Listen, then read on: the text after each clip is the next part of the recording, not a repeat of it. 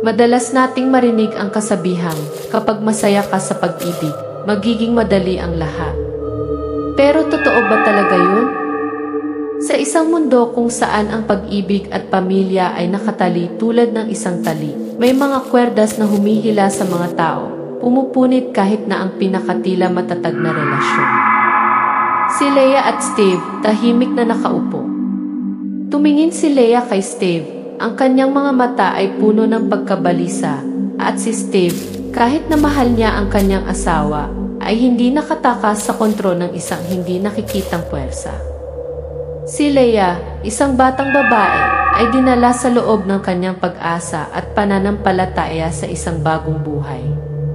Pinili niya ang isang asawa na pinapangarap ng bawat babae, Steve, isang nagmamalasakit, maalalahanin na lalaki na laging handang protektahan ang mahal niya. Ngunit sa likod ng mga pangako at mapagmahal na mga mata ni Steve, mayroong isang madilim na anino na tahimik na naroroon, hindi nakikita ng sinuman. Isang babaeng hindi maiiwasan ng sinuman biyenan. Ang eksena ay nagbago sa biyenan na si Luz, nakaupo sa silid kainan, ang kanyang mga mata ay malamig na nakatingin sa labas ng bintana. Si Luz, sa kabila ng pagiging ina ni Steve, ay mailabis na kontrol sa buhay ng kanyang anak, isang kontrol na hindi nakikita ng mata.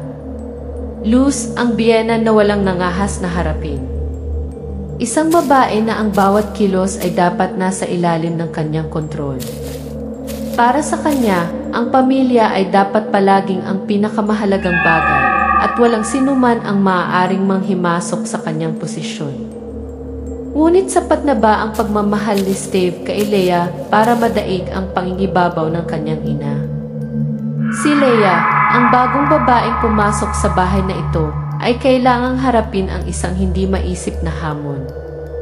Mahal niya si Steve, pero ang nanay niya ang laging nagsisikap na sirain ang lahat. Matalas na pamumuna, mga masasamang salita. Lahat ng ginagawa ni Leia, kahit ang maliliit na bagay sa paligid ng bahay, ay hindi makakapagpasaya sa inang ito. Nagkaroon ng pagtatalo sa pagitan ni Leia at Luz. Sinubukan ni Leia na magpaliwanag, ngunit tumugon lamang si Luz ng malupit na pamumuna. At pagkatapos, ang mga bagay ay lumala kapag ang isang maling desisyon ay ginawa. Si Luz ay hindi lamang isang mahirap na biyenan, kundi isang babaeng handang gawin ang lahat upang maprotektahan ang kanyang pamilya.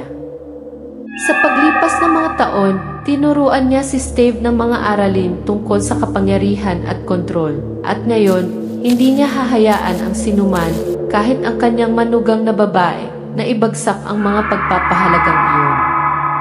Ang biyenan ay hindi lamang nais na kontrolin ang buhay ng kanyang anak, kundi pati na rin upang sirain ang relasyon sa pagitan nila ng kanyang asawa.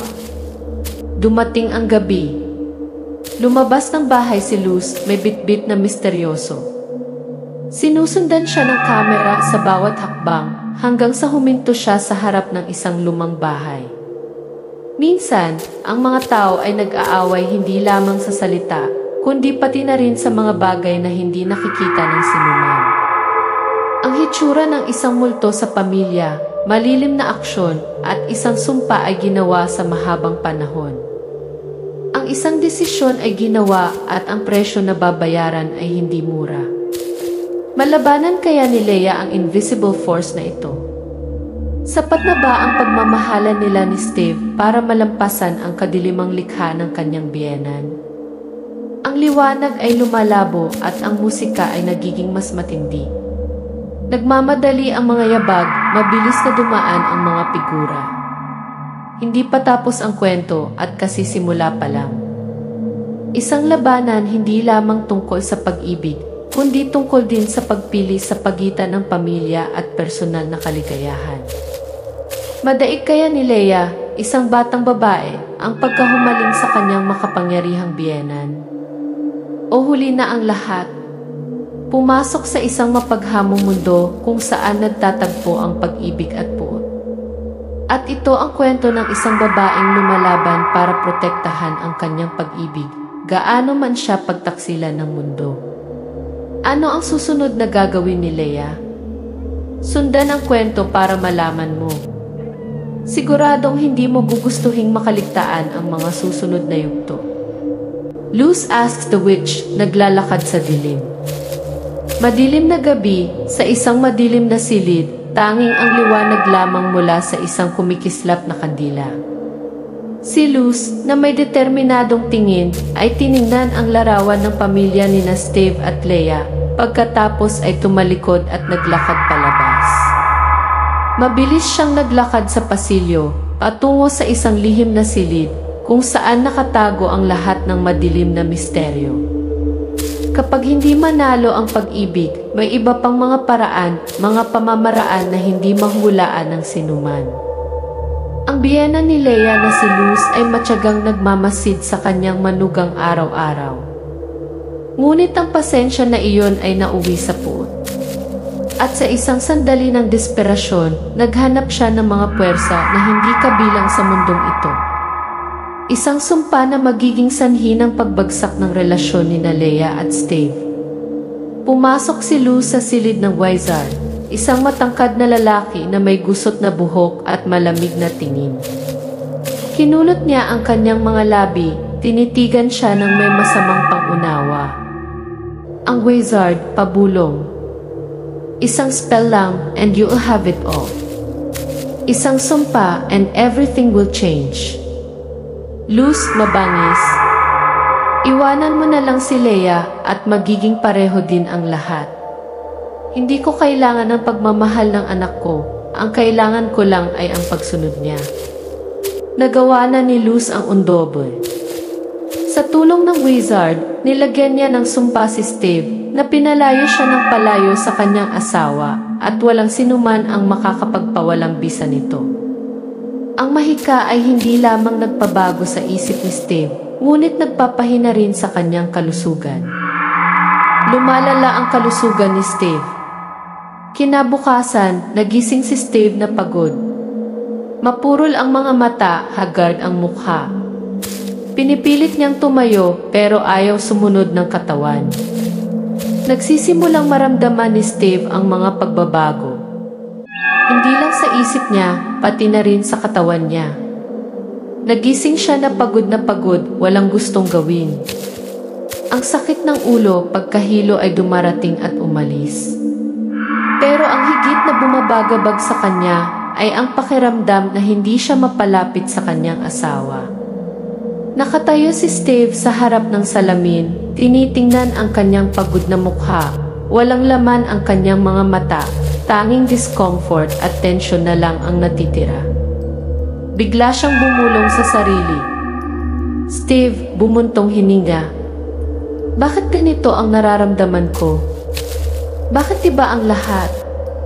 Nagsimula nang magkabisa ang black magic. Ang pakiramdam ng pagkapagod, kakulangan sa ginhawa ay biglang pumalit sa kanyang katawan. Ang hindi makatwirang galit, ang mga sarkastikong salita kay Leia, ang pagbabago ng ugali ay nag-alala sa lahat ng nasa paligid niya. Ngunit si Steve, sa tulala ng mahika, ay hindi maintindihan kung ano ang nangyayari sa kanya.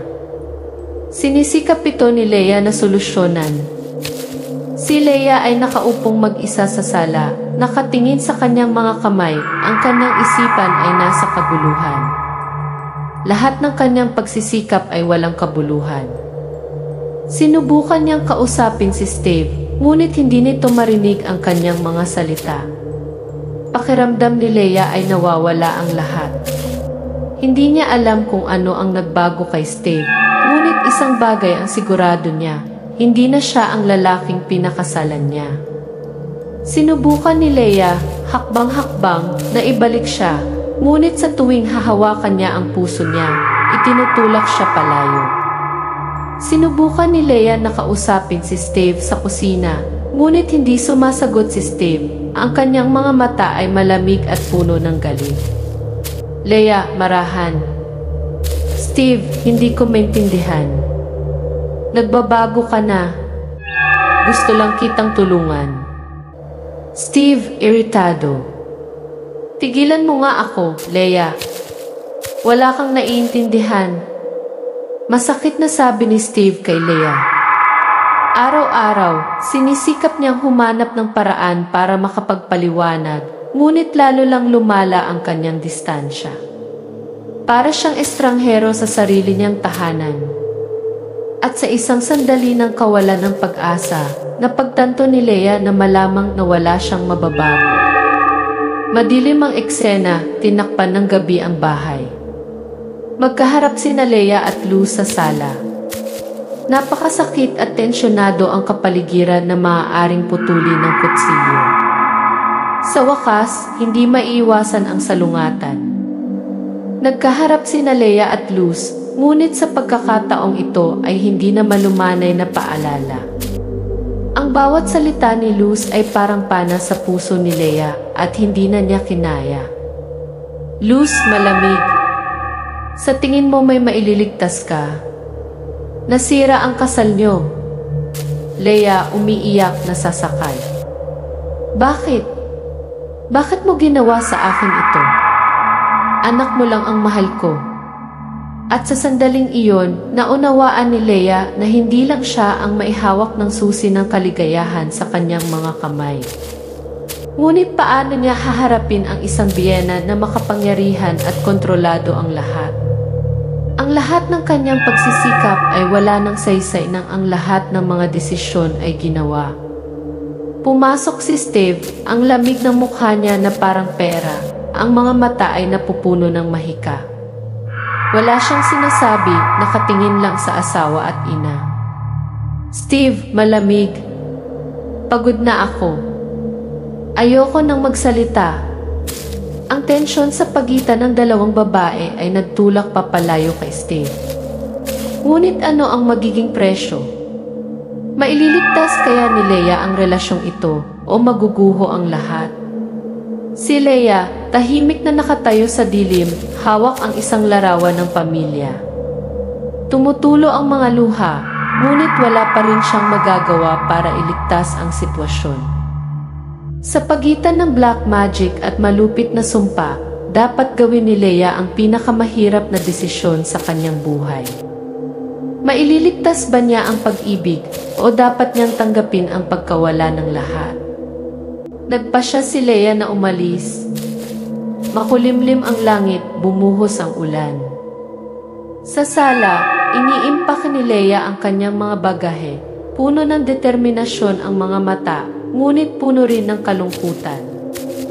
Nakatayo sa tapat si Steve, malamig ang mukha na parang pera, pagod at nagdadalawang isip ang mga mata. Ang pag-ibig ay maaaring maging thread na nag-ugnay sa dalawang tao, ngunit minsan, ito rin ang sinulid na masisira. Masyadong matagal ang pagtiis ni Leia. Hindi siya maaaring tumira sa isang bahay na puno ng mga masasakit na salita at kontrol ng kanyang biyenan. Kailangan na niyang umalis. Hindi siya maaaring magpatuloy na mamuhay sa isang deadlock na relasyon habang si Steve ay hindi pa rin makagawa ng desisyon sa pagitan nila ng kanyang ina. Leia, nabulunan ang boses. Steve, hindi na ako mabubuhay ng ganito. Aalis na ako. I can't stay here another minute. Tumingin si Steve kay Leia. Masakit ang mga mata niya pero hindi siya umiimik. Slow motion shot ni Leia na naglalakad palabas ng kwarto. Hawak ang maliit na anak. Sumara ang pinto, naiwan si Steve na mag-isa sa bakanting silid. Umalis si Leia, kasama ang kanyang maliit na anak. Dinadala ang kanyang mga pangarap at pag-asa para sa isang bagong buhay. Ngunit sa sandaling iyon, naramdaman niyang hindi lang siya aalis sa bahay na ito, kundi iiwan din ang lahat ng pinaniniwalaan niya. Hindi niya kayang baguhin ang lahat sa sarili niya. At alam niyang kahit anong pilit niya, hindi madaling mawala ang sakit. Ang sakit ni Leia. Nakaupo si Leia sa maliit na inuupahang kwarto, umuulan pa sa labas. Tahimik siyang nakaupo, pinagmamasdan ang anak na natutulog sa lumang kama.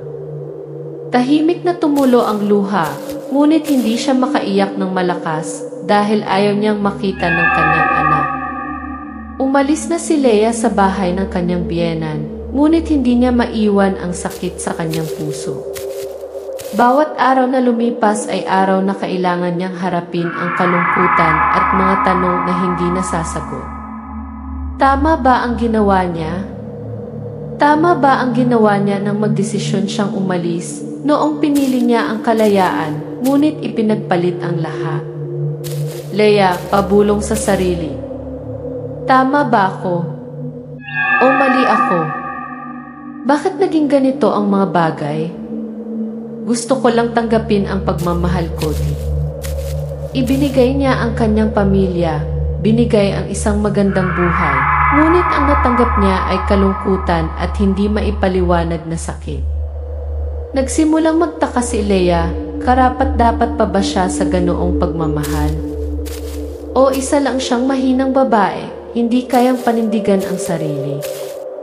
Nakaupo si Steve sa kanyang kwarto, tinitingnan ang lumang larawan ng pamilya.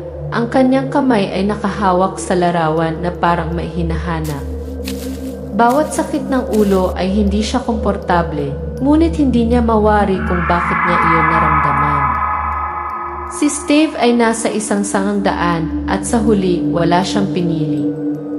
Mahal niya ang kanyang asawa, ngunit mahal din niya ang kanyang ina.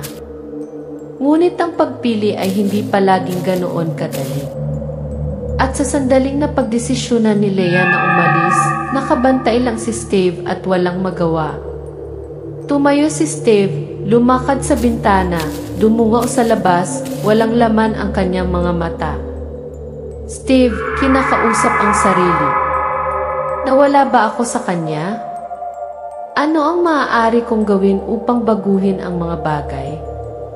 Lalong naging malungkot si Steve nang umalis ang kanyang asawa at anak. Naramdaman niya ang kawalan ng laman sa bahay, ngunit hindi niya madaig ang kontrol ng kanyang ina. Bagamat mahal niya ang kanyang asawa, hindi niya kayang harapin ang katotohanan na ang kanyang ina ang naging dahilan upang maging ganito ang lahat. Palala ng palala ang kanyang kalusugan, ngunit hindi niya maintindihan kung bakit. Malabo ang lahat sa paligid, para siyang nabubuhay sa isang bangungot na hindi niya magising. Naabot ni Luz ang kanyang layunin. Umupo si Luz sa sala, nakangiti sa sarili nang marinig na hiwalay na sina Leia at Steve. Umupo siya doon, puno ng kasiyahan ang mukha, ngunit hindi niya namalayan na hindi pala kasing simple ng iniisip niya. Si Luz, matapos makita ang kanyang anak na lumayo sa kanyang asawa, pakiramdam niya ay nanalo siya. Ngunit ang tagumpay na ito ay may mga kahihinatnan. Hindi niya namamalayan na, sa proseso ng pagkontrol, sinira niya ang pinakamahalagang bagay na maaaring magkaroon ng isang pamilya, pag-ibig at pagkakaisa. Luz, nakangiti sa sarili. Sa wakas naiintindihan na ako ng anak ko. I told you, he will never leave me. Inaakala ni Luz na siya ay nanalo, ngunit hindi niya napagtanto na ang kanyang ginawa ay hindi lamang naghiwalay sa kanyang pamilya, ngunit naglatag din ng pundasyon para sa isang buhay ng panghihinayang na siya mismo ay hindi inaasahan. Ano ang halaga ng tagumpay kung ito ay tagumpay na puno ng dugo at luha? Tumingin si Luz sa bintana, ang mahinang liwanag ng paglubog ng araw ay tumatanglaw sa kanyang mukha. Sa madilim na liwanag, nakikita ni Luz ang kanyang sarili bilang isang panalo, ngunit hindi niya alam na ang halaga ng tagumpay na iyon ay sisira sa lahat. Tumayo si Leia sa harap ng pinto, hawak ang telepono, ngunit hindi alam kung sino ang tatawagan. Paulit-ulit ang mga tanong sa kanyang isipan, maaari ba akong bumalik? Mailigtas ko ba ang pamilyang ito? Parang masyado nang malayo ang mga pangyayari. Wala na si Leia, pero pwede ba siyang bumalik? Nasaan si Steve sa ipuypo na ito? At si Luz, napagtanto ba niya ang kahihinatnan ng kanyang mga aksyon? Kapag naputol na ang emosyonal na ugnayan, mayroon pa bang dapat iligtas? Hindi pa tapos ang kwento at kasisimula pa lang. Ano kaya ang susunod na gagawin ni Leia? Humingi ng tulong si Leia. Nakatayo si Leia sa isang madilim na eskinita, hawak ang isang sinaunang libro. Pumasok siya sa isang kakaibang silid, kung saan madilim ang mga ilaw at tahimik ang hangin. Isang matandang babae, ang kanyang mukha na minarkahan ng oras, nakaupo sa paghihintay sa kanya. Ang isang pakiramdam ng misteryo at pag-igting ay tumatago sa silid. Kapag ang lahat ay tila huli na, kapag ang pagmamahalan ni Leia at Steve ay tila hindi na mababawi, alam ni Leia na hindi niya ito malalampasan ng mag-isa. Kailangan niya ng tulong mula sa mga taong nakakaunawa at nakakaalam kung paano haharapin ang kadilimang kinakaharap nila. Tinignan ni Leia ang babae sa kanyang harapan, puno ng determinasyon ang kanyang mga mata, ngunit hindi rin maitago ang kanyang pag-aalala. Leia, seryoso. I need help. My husband, he is controlled by a force that cannot explain. How can I free him?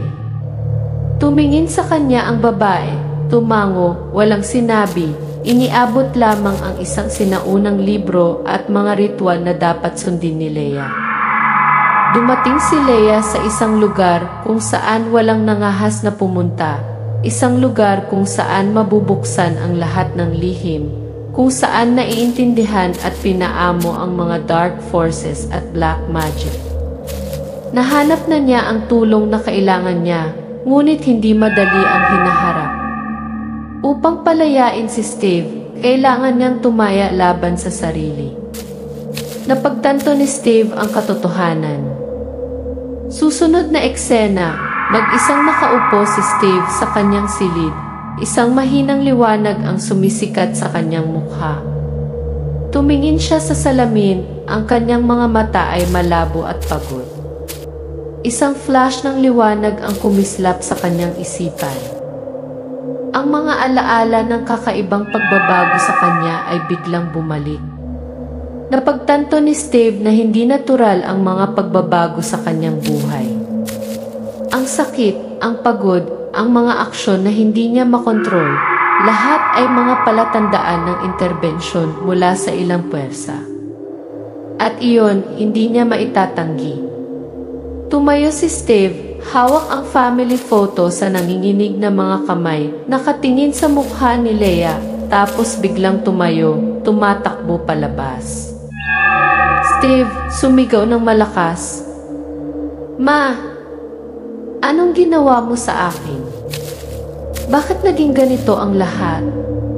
Sa wakas, natanto ni Steve ang katotohanan.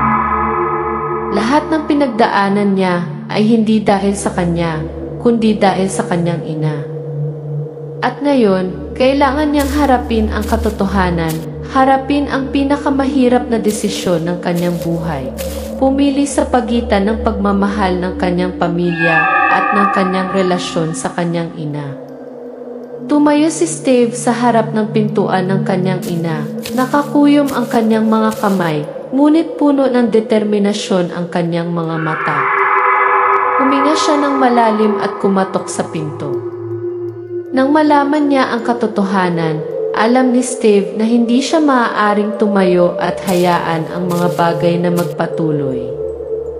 Kailangan niyang harapin ang kanyang ina at higit sa lahat, kailangan niyang manindigan para sa kanyang pamilya, para kay Leia at sa kanyang anak.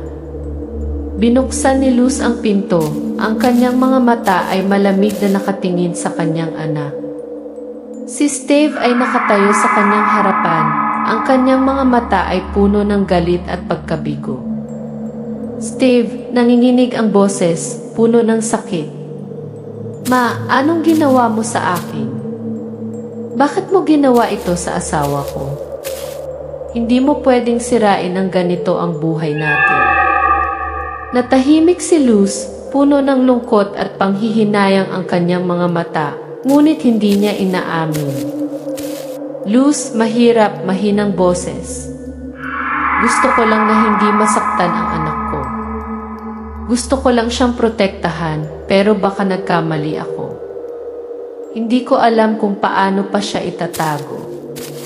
Sa wakas, napagtanto din ng biyenan na ang pag-ibig ay isang bagay na hindi maaaring taglayin, ngunit maaari lamang linangin. Ang mga relasyon sa pamilya ay hindi mabubuo sa kontrol at dominasyon. At ang pagpapatawad ang nagbubukas ng daan para sa tunay na pagkakasundo. Tumingin si Steve sa kanyang ina, hinawakan ang kanyang kamay. Steve, malumanay, temtem. Mom, I love you. But I love dear wife, and I need you to understand that we can't live in the past. We need each other. We need to start over. Pangwakas na eksena, magkasama ang pamilya ni Steve sa sala. Mainit na liwanag ang tumatama sa mukha ng lahat. Hindi na tense ang kapaligiran, napalitan ng mga ngiti at mapagmahal na salita. Magkasama si Leia, Steve at Luz, hindi na magkalayo, hindi na sugatan sa kanilang mga puso. Sa huli, nakatagpo ng kapayapaan ang pamilya ni Steve. Hindi man madaling tanggapin ang lahat, napagtanto nilang tatlo ang isang mahalagang bagay, ang pagmamahal at pagpapatawad ang susi sa paghilom ng lahat ng sugat. Wala nang tunggalian, wala nang galit. Magsisimula silang muli. Tumingin si Luz kina Leia at Steve, puno ng luha ang kanyang mga mata. Luz, marahan, puno ng emosyon ang kanyang boses. I was wrong. Ulitin ko and I'm sorry. Ito ang kwento ng isang pamilya. Isang pamilyang dumaan sa mga pagsubok, pagkakamali, pero sa huli, nakahanap din sila ng paraan. Isang pamilya na alam na, anuman ang mangyari, ang pag-ibig ang pinakamahalagang bagay upang patuloy silang magkasama. Ang pamilya ay sama-samang tumayo, umiti at niyakap ang isa't isa ng may pagmamahal. Pagmamahalan, pagpapatawad at pagkakaisa ang nagdulot sa pamilyang ito sa lahat ng ito. At kaya natin, bawat isa sa atin ay maaaring magsimulang muli basta't handa tayong magpatawad at magmahal. Nagdadala ng pagkakasundo at kapayapaan pagkatapos ng isang serye ng mga mabigat na araw na may pagpapatawad at pagmamahal bilang pangunahing mga kadahilanan. Gumawa ng isang masayang pagtatapos upang maramdaman ng madla ang halaga ng pagmamahal, pagpapatawad at pamilya. Ang mainit na sikat ng araw ay dumadaloy sa bintana na nagniningning sa hapagkainan kung saan nagtitipon ang pamilya. Umupo sina Steve, Leia at Luz para sabay na kumain ng almusal. Ang bahay ay hindi na tense, bagkus ay mainit at payapa.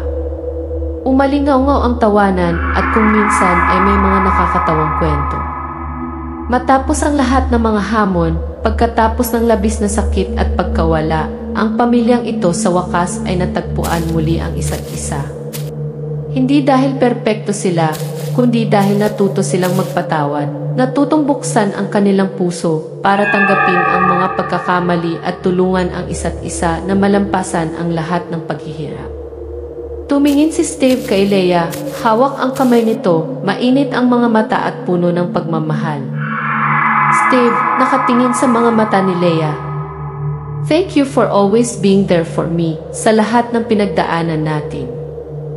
Ang pag-ibig ay hindi laging madali. Maaari itong subukan, maaari itong masaktan, at kung minsan, ang pag-ibig ay kailangang dumaan sa malalim na sugat. Ngunit sa mga sandaling iyon napagtanto natin ang tunay na kapangyarihan ng pagmamahal at pamilya. Pagpapatawad at pagiging bukas. Si Luz ay nakaupong mag-isa sa hardin, ang liwanag ay mahinang sumisikat sa mga dahon. Nakatingin siya sa malayo, puno ng pag-iisip at panghihinayang ang mga mata. Lumapit si Leia at umupo sa tabi niya, hindi na nila kailangan magsalita, Pasimple silang nakaupo sa katahimikan pero puno ng pagkakaintindihan. Si Luz, ang babaeng dating malakas at pinoprotektahan ang lahat sa pamamagitan ng pangingibabaw, ngayon ay nagbago na. Pagkatapos ng lahat, naiintindihan niya na ang lakas ay hindi nagmumula sa kapangyarihan, ngunit mula sa pag-ibig at pagpapatawad. Ang biyenan at manugang, dalawang babaeng dating magkalayo, maaari nang maupo, wala ng pamumuna, wala ng galit. Luz, tumingin kay Leia, sinsero ang boses. Nagkamali ako. Hindi kita naintindihan, pero natutunan ko na ang pag-ibig ay mas mahalaga kaysa sa anumang bagay. Patawarin mo ako. Natutunan ni Luz ang isang mahalagang aral tungkol sa pagpapatawad. Hindi lahat ay mabubuksan kaagad ang kanilang mga puso, ngunit kapag naunawaan nila ang kahalagahan ng pagmamahalan sa pamilya, unti-unting magbabago ang lahat. Ang pagpapatawad ay hindi lamang pagtanggap ng mga pagkakamali, kundi pagbubukas din upang tanggapin ang magagandang bagay sa hinaharap. Mga ideya tungkol sa pagbabago at paglago. Umupo sina Steve at Leia sa bench sa balkonahe. Ang paglubog ng araw ay sumisikat. Sumandal si Leia sa balikat ni Steve, niyakap siya nito. Tila tumahimik ang lahat sa paligid, sila lang ang naiwan sa mapayapang sandaling ito. Natuto ang bawat tauhan sa kwentong ito ng mahalagang aral. Wala sa kanila ang perpekto. Napagtanto ni Steve na kung minsan, upang mapanatili ang pag-ibig, kailangan niyang pumili sa pagitan ng depende sa kanyang pamilya at panatilihin ang kanyang sariling pagmamahal. Si Leia, ang dating mahinang babae, ay natutong tumayong matatag, hindi lamang para sa kanyang sarili, kundi para sa kanyang pamilya. Pareho silang nagbago at nag-mature sa bawat hamon. Tumingin si Steve kay Leia, bahagyang umiti. Steve, nag-iisip. We can't change the past, but we can change the future. And we will overcome everything. Ang pagbabago ay hindi nagmumula sa malalaking bagay, kundi sa maliliit na desisyon sa buhay. Ang maturity ay hindi isang bagay na mabibili mo, ngunit isang bagay na kailangan mong matutunan sa paglipas ng panahon. Ang bawat hakbang ni Steve at Leia ay isang hakbang pasulong sa paglalakbay upang makahanap ng kaligayahan at bumuo ng isang matibay na pamilya. Maligayang pagtatapos, family reunion. Ang buong pamilya, kasama sina Steve, Leia, Luz at ang maliit, ay magkasama sa araw ng hapon na magkahawak kamay. Nagkatinginan sila, hindi na naghihiwalay o nasaktan. Tanging pag-ibig at koneksyon ang natitira. Ang kwento ng pamilyang ito ay natapos na, ngunit ito ay simula pa lamang ng isang bagong paglalakbay. Nalampasan na nila ang kanilang mga sugat, ang kanilang mga hamon, at ngayon nakatagpo na sila ng kapayapaan sa puso ng isa't isa. Ang pag-ibig ay kapangyarihan, ang pagpapatawad ang susi sa pagbukas ng pintuan sa kaligayahan. Leia, nakangiti, nakatingin kay Steve. Ginawa natin tama? Steve, nakatango, puno ng pagmamahal ang mga mata. At palaging magiging. At iyon ang pinakamalakas na mensahe sa kwentong ito. Gaano man karaming hamon ang ating kinakaharap, basta't alam natin kung paano buksan ang ating puso, magmahal at magpatawad, malalagpasan pa rin ng pamilya ang lahat ng paghihirap. Ang pagmamahal ay kailangan sa bawat pamilya. At kung minsan, ang pag-ibig na iyon ang magiging kasama na tutulong sa atin na lumaki at mahanap ang landas tungo sa kaligayahan. Panghuling eksena, magkayakap ang pamilya sa isa't isa sa ilalim ng paglubog ng araw, dahan-dahang kumukupas ang screen sa itim. Pagmamahal, pamilya, at pagpapatawad ang tatlong pinakamahalagang elemento na kailangan nating pangalagaan sa buong paglalakbay na ito ng buhay. Salamat sa pagsubaybay sa kwentong ito. Tandaan, lahat ng paghihirap ay lilipas basta't marunong tayong magmahal at suportahan ang isa't isa.